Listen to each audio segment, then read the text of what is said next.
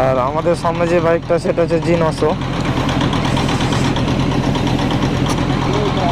আচ্ছা দেখেছি।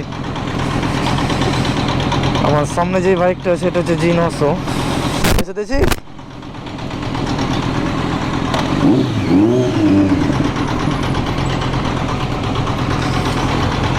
একেবারে G900 লুক দেখতে পাচ্ছেন, একেবারে ওয়াও।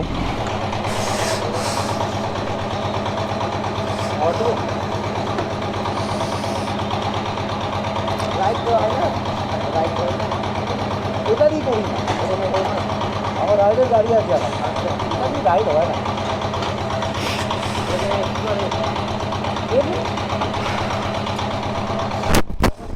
মালদা করতে যাবো, চানা খাবো চলে আসবো তাহলে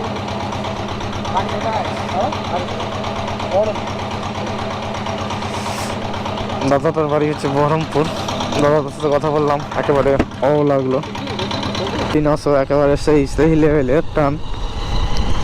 ও দাদা বলছে এটা নিয়ে আমি নর্মালি চলি, কিন্তু রাইড করার জন্য আমার আলাদা একটা বাইক আছে, সেটা নিয়ে যাই।